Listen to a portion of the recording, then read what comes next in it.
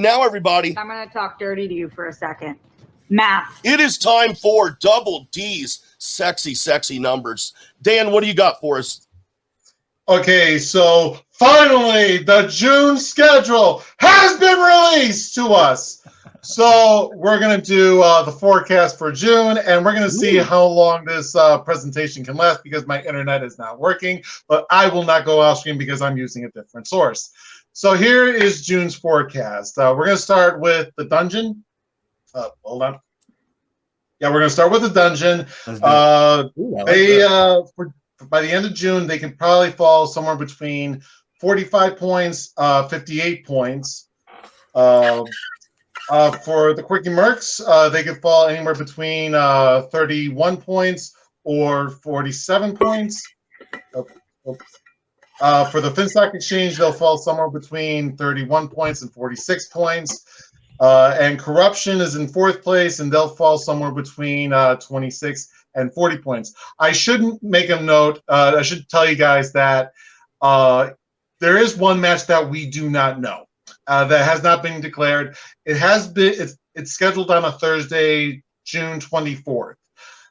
They're not probably going to do a number one contender match. They're probably not going to do a title match. So basically, what I did is I added 3 points to every faction, and I'm thinking that 6 of these factions are going to be wrong in the numbers. 2 are going to be right, mostly, but for the most part, I think that they're going to be accurate. If it's a title match or a number one contender match, obviously these numbers are going to change dramatically. Right. But Soda, we'll start with you. I'll ask you this question. Do you think the Quirky Mercs, the Exchange, or Corruption could actually overtake the Dungeon by the end of this month? Or do you think that the Dungeon are playing so good that no one will catch up to them? I think the Dungeon are so good that nobody will catch them right now. They're safe. Later on, though, different story. Once you start getting into more of the tournaments and stuff, but I think right now, I think they're safe where they are. Okay, Chris, what are your thoughts on that? In regards to someone overlapping the Dungeon or overtaking the Dungeon in June, at this rate, I don't think so. Especially with how I think that number one contender match in Interkingdom is going to go. Yeah. If I had to put some money on it, I would say the Dungeon would still be on top at the end of June, but July and Collision is where a lot of that conversation might change.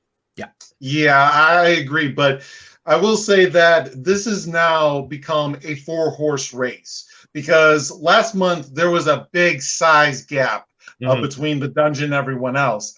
Now everyone else is catching up. So I think by July we're going to see, I think as of right now, we are going to see a 4-horse race but by the end of June. But July, I think that's where everybody's really going to be on the Dungeon's toes. Yeah, especially with our first tournament. That's where we get our first true tournament because right away we're getting the next round of the Star Wars tournament. Oh, yeah. Yeah, I went down too far. Sorry, I was looking at May. Forgive me for that.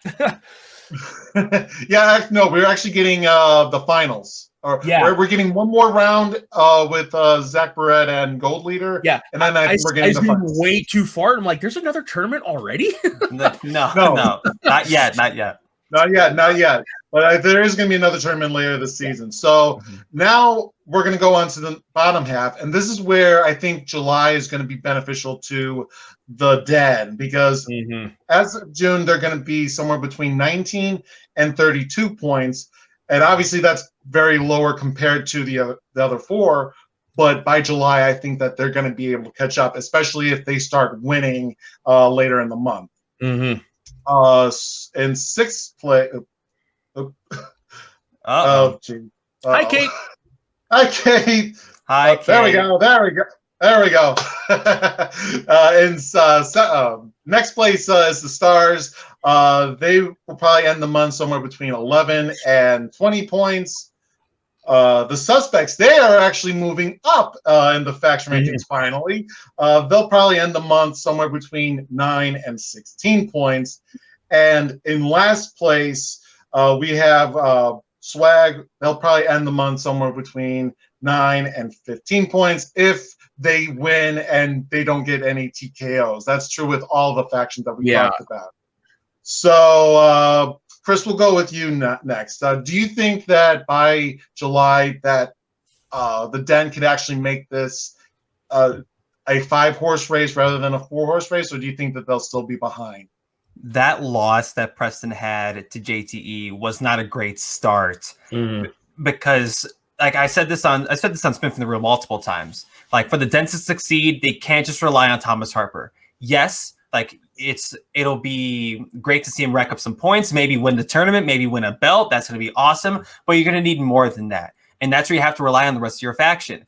Seeing Preston lose the way he did was heartbreaking for multiple reasons, but just because you want the Den to succeed even more so. Now he's going to be sitting for a minute. Does Ben Goddard have another match? Or is somebody else from the Den going to step up and start racking up some W's? Could they eclipse into that top 4, top 3 potentially? They could. They easily could, but you can't rely on just one guy. And you have to, I know it's scheduling, you have to spread out the wealth amongst your faction, but the top 2 and Goddard and Preston not having too much success this year is not doing, that's where the struggles are with the Den, at least if you're starting from the top. Yeah, I'm on one thing I want to ask you is with Usual Suspects and Swag not dropping anyone, not picking up any free agency, do you think that was a mistake, or do you think they were right in not picking up anybody from free agency? I think they were right because Swag almost won the whole thing with more or less the same team as they did this year. So looking at this, it's a little disconcerting to see them where they are. But no, I think right now it was a wise thing to do to not pick up anybody. I think I could see them doing it probably the next round of free agency and what have you. But I think right now, I think they're okay. Unfortunately, I don't see them getting any higher than 1, 2, 3, 4, then 5th. We'll actually talk about that in a minute because Jay, you asked me a couple of weeks ago if I was able to determine who was going to be eliminated in the faction championship, correct? Oh, he's muted. But I think he said yes, though. He said yes. Yeah, the answer is yes. Now, while I can't decide that now, we'll have to wait till November and December for that. We can do that on what it looks like now. So let's look at so Swag is in last place. Now, this right here is if they win with TKO. So if all their competitors win by knockout, this is where they'll be. They'll be at 21 points. And if the line goes through a faction, that means that they could overtake it. It's within the realm of possibility. But if any faction, if their lowest point is above that threshold, they are eliminated. And Corruption, their lowest point is 22. So this is how you're going to know when we get to November and December who's going to be in the race and who's going to be eliminated and who's going to be fighting out for last place, because this is Swag's highest point and Corruption is at 22, and that's 1 point above their line. And obviously it just takes one to eliminate you. So obviously if you can do that with all the factions. But what does Roxy have to say about this? Don't we have her on the line? Yeah. You had the sexiest numbers by far.